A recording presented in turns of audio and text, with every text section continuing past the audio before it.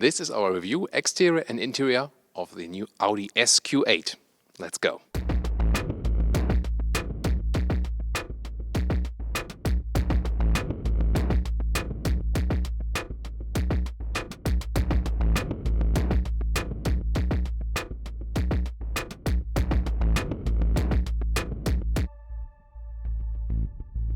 In the front, the Q8 in general features a very massive front grille, also with this accentuated area right there. In the S version, you have a contrast color and also vertical fins together with the SQ8 logo. You get LED headlamps as standard. Those ones here are the optional matrix headlamps.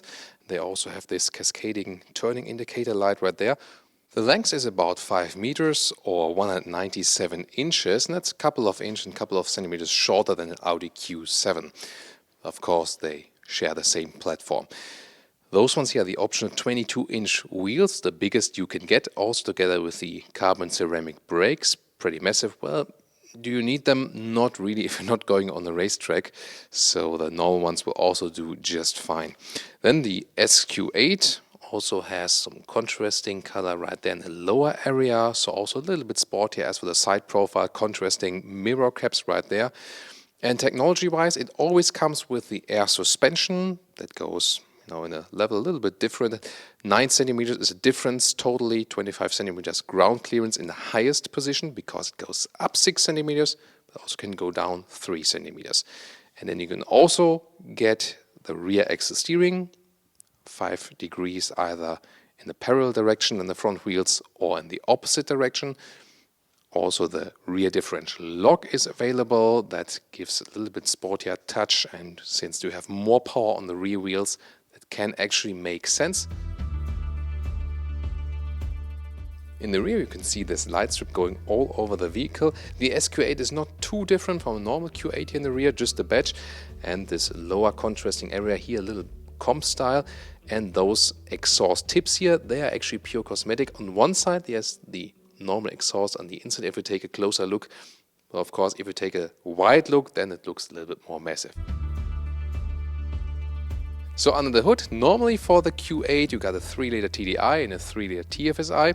This one here now for the SQ8, at least for Europe, is the V8 TDI, 4-liter displacement, 435 horsepower, yes there are more numbers incoming, 900 Newton meters of torque, and 4.8 seconds is the acceleration figure to 100 kilometers or 62 miles an hour.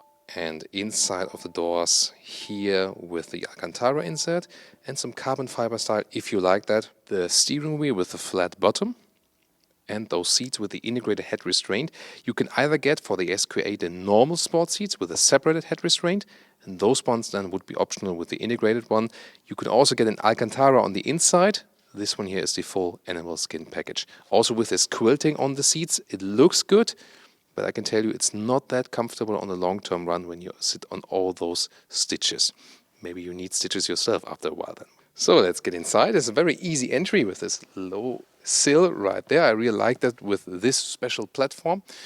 And well, the sport seats are still quite comfortable, at least at the first sight. Again, when you sit a little bit longer on there, rather go for the base sport seats. The steering wheel can be controlled electronically right here in height and reach. The interior very clean, wrapped tightly on the top part. The air vents go all over the vehicle. This horizontal stress. A lot of piano lacquer use right here. Not such a fan of that, but the orientation here with the screens. There's no, jog or something. Everything is done via touch, but actually it's quite easy to do that. Temperature to 22 degrees, please. I'll increase the temperature to 22 degrees. So that's something you can do with that then, so you're not distracted with, because here in the lower part, using the touch screen while driving, especially in the lower part, that can be distracting. Therefore, the voice recognition feature is quite useful. Let's take a detailed look here at the screen. For example, you can set the drive select. There's also a separate button in the lower end. It's hard to reach that while driving, I have to say. That's my experience from driving Q8 before as non-SQ8. Here, for example, now the air suspension is raising the car a little bit higher. And I really like the camera system. You realize that, for example, when one door is not opened or closed, you can directly see it. In the head-up display you can see the current speed, the allowed speed, and also some information either from the GPS or also from the assistance systems. Here, for example, for the lane keep assist and everything then in your line of sight, and sometimes you don't even watch the instruments anymore. It's always fun to play with those digital instruments. Right there you can change the view, but also the contents you want to see here. For example, also night vision. The armrest can slide up just a little bit, but also all the way up. It's also very stable attached. And then you also have two more USB supplies on the inside part, and also function here to inductively charge your smartphone. Now let's get inside. Yeah, this one is a little bit shorter than the Q7, but still offers ample of legroom right here. So for tall adults, no problem. Even the middle seat could be used. There's of course an all-wheel drive middle tunnel right there, but yeah, I mean, it does fit, but it's a little bit stiffer than on the outside. The outside seats are a little bit softer. You also have the armrest right here with some cup holders. But most important here with this vehicle is that you can really adjust the seats a little bit more. For example, the angle, you can sit more upright like this, or put a little bit more back. And also you can slide this bench, have a little bit more trunk. I mean, like this I could still sit, and then the trunk is still longer. Or most of the time, probably all the way back for the most space here in the rear compartment. And it's really sitting upright and comfortable. It's definitely more comfortable for the rear passengers if you compare it to those big sedans. So I would advise for the rear comfort rather to go for a Q8 or Q7 than for A6, A7, A8 or so, because it just sit more upright, and that's more common as you would just sit at home or something. Optionally, you can get a 4-zone AC. It looks quite nice. Also has clicking sounds. Also for the rear seat heating. And in the lower part you can recharge your devices. Two normal USB devices is the fourth one, together with another 12-volt power supply, and even those have the metal knurling circle around here, so quite nice build quality. And of course you can secure them right there again. So what about the rear hatch? Let's open it right here. And you have a quite high loading sill. Goes a step further in right then. Some more space below here. There can also be a replacement tire if you like one. The liter setup is about 600 liters in the base setup, and then up to 1750 liters. And also interesting that this top cover here goes up when you open the hatch, goes down again when you close it. It's a practical solution. 2/3, 1/3 split is the base, but you can also just flip the middle seat. And then to the seat as I would be driving, that's almost 2 meters. Of course, a little bit longer if you go over the middle console.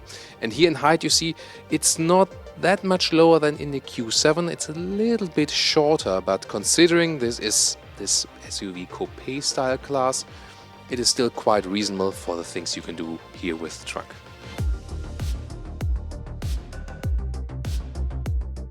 And now to our conclusion for today with the Audi SQ8. We have been driving the normal Q8 and we have been driving the SQ7 already. And just the normal Q8 already had a quite good sporty driving feeling, and it was actually one of those SUVs that really combined comfort and sportiness. I mean, that's always easily said, but this car really did that. And considering, I mean, the look is pretty massive and you don't expect this driving feeling of the car, but this one really delivered so far. The exterior is also quite angular, unlike a lot of other competitors. Recently seen the Porsche Cayenne Coupe, for example, or also the BMW X6. They more go for a round central look, whereas the Audi Q8 rather takes this angular approach, and I think why not doing something else than the others do. Here, of course, with the SQ8, the main thing is the different engine, this V8 diesel here. Let's see how it will play out also for other countries, maybe also a petrol engine for the SQ8. We'll keep you updated with that. As for the interior, we have a great build quality. Again, you know, I would not go for those optional S Sport seats. They look great, but again, if you want more comfort, stick with the base ones. And you still have reasonable room in this one here, so it is still somewhat a practical car. Again, if you're not living in the most narrow city. Thank you so much for tuning in. I would like to hear your feedback on this one here, the SQ8, and please also tune into our driving review of the Q8. We will link that one in the video description and in the comments. Thank you so much, and see you next time.